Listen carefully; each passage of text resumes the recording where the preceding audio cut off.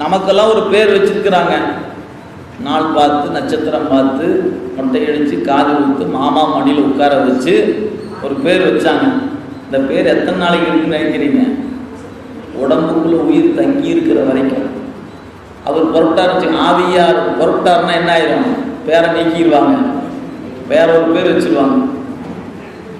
திருமூலர் பாடியிருக்கிறார், பெயரினை நீக்கி பிணம் என்று பெயரிட்டு. உடம்புல உசுறு கிளம்பிருச்சுன்னா இதுக்கு என்ன பேர்? பிணம்னு பேர். அது வரைக்கும் ஐயா இருக்கிறாருங்களா, ஐயா இருக்கிறாருங்களாப்பாங்க. அவர் ஐயா கிளம்பி போயிட்டாருன்னு வச்சுக்கோங்க, அவருக்கு உடம்பை எப்பயா எடுப்பீங்க? ஏங்க எடுப்பீங்களா? எப்போ எடுப்பீங்க? அவ்வளோதான். அந்த உடம்புக்குள்ள வேலை அவ்வளோதான். இந்த உயிர்ங்கிற பொருள் தங்கி இருக்கிற வரைக்கும் தான் இதுக்கு எல்லாமே. கிளம்பிட்டாச்சுன்னு வச்சுக்கோங்களேன், இதை சீக்கிரம் கிளப்பிடலான்னு முடிவு பண்ணிடுவோம் இல்லைங்களா? இருக்கிற வரைக்கும் ஷாம்பு என்னென்ன டை எத்தனை போட்டு எத்தனை அழகு எத்தனை வகை வகையான பொருள்ங்க. இன்னைக்கு நம்மளை நம்பித்தான் எல்லா கார்பரேட் கம்பெனியும் இருக்குதா இல்லையா? ஏன் உள்ள நுழைஞ்சோம்னா எத்தனை வகையான பொருள் பார்க்குறோம். சென்ட் ஆகட்டும், பவுடர் ஆகட்டும், நம்முடைய வாசனை பொருள்களுக்கு எல்லாம். இத்தனையும் எது வரைக்கும் அந்த கூட்டுக்குள்ள உயிர் தங்கி இருந்தால் தான். அது கலப்பிருச்சுன்னு வச்சுக்கோங்களேன், என்ன பண்ணுவாங்க?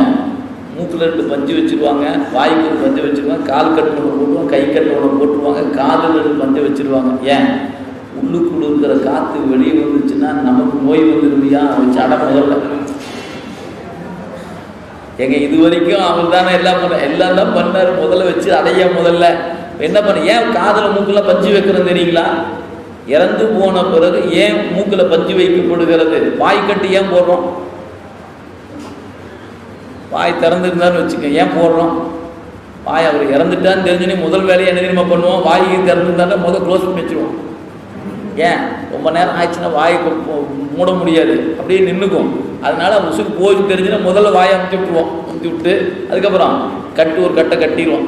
ஏன்னா அந்த உடம்புல இருக்கிற காற்று வெளியே வருவதற்கு ஒரு வாயு.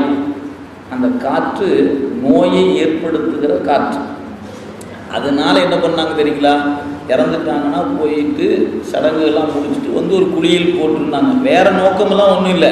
அந்த கிருமிகளோ தொற்றுகளோ ஏதாவது நம்ம உடம்புக்கு வந்துடும், அதனால ஒரு குழியில் போட்டுக்க, தூய்மைப்படுத்திக்கன்னு சொன்னாங்க. இவ்வளோதானே ஒழிய அது தொட்டா தீட்டே ஆகிப்போச்சு, ஐயா அதாகிப்போச்சு இதாகிப்போச்சு அது ஒன்றும் இல்லைங்க. அதை நம்ம பயமுறுத்தி வைக்கணும். இப்போ பெண்கள் 3 நாட்கள் உடலில் சோர்வு ஏற்பட்டுடும், அதனால் தீட்டுன்னு பயமுறுத்தி வச்சாங்க. அவ்வளோதான். நீங்கள் தீட்டுன்னா தொடவே கூடாதுங்கிறதெல்லாம் இல்லை. அவங்களுக்கு உடல் ரீதியாக ஒரு அசௌகரியம் ஏற்படும்.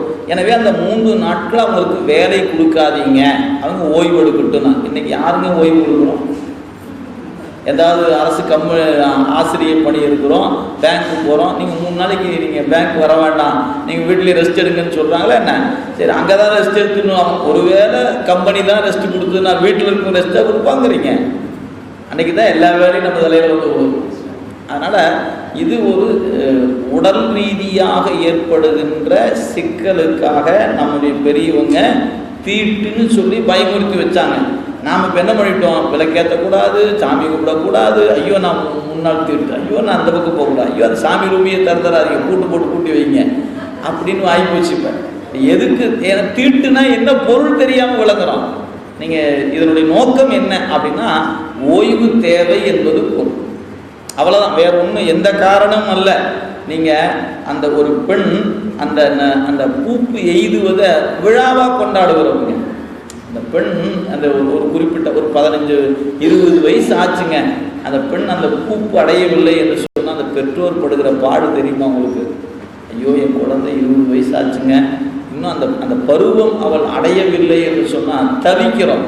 அந்த பருவம் அடையும்போது என்ன? மாமனை கூப்பிடு, மச்சானை கூப்பிடு, அண்ணனை கூப்பிடு, தம்பி கூப்பிடு, ஒரு விழாவை நடத்தி பந்தலை போட்டு வச்சு கொண்டாடி மகிழ்கிறோம். அப்படி கொண்டாடி மகிழ்வது எப்படிங்க தீட்டாகும்?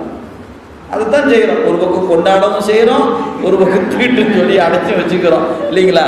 எனவே அது பெண்மை என்பதனுடைய இயற்கை தந்த வரம். அது அவ்வளோதான். அதுக்கு மேலே நீங்கள் போய் உட்காந்துக்கிட்டு போய் அதுக்கு தனி பேர்லாம் சொல்லிக்கிட்டு சொல்லணும். நான் ஒன்று தான் சொல்லணுங்க, இறைவனை வணங்குவதற்கு எதுவும் தடையில்லை.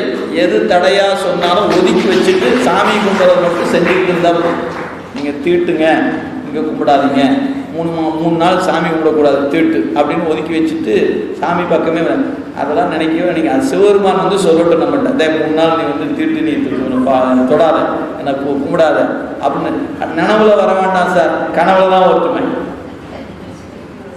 வந்து சொல்லட்டும், விட்டுட்டா போகுது. அருண விடவா சொல்லுவார், எப்போ விடறதுக்காக நான் இத்தனை பாடுபட்டு இருக்கிறேன். இல்லை அவர் தான் 3 நாளைக்கு தீட்டுன்னு சொல்லி ரெஸ்ட் எடுக்கிறேன்னு அவர் விலையும் போயிட்டாரா என்ன? அவர் நம்ம நெஞ்சுக்குள்ளே ஆடிக்கிட்டே இருக்கிறானே, ஒரு நாள் ஒரு நிமிடம் நம்மை விட்டு விலகாமல் ஆடிக்கொண்டு இருக்கிறான்.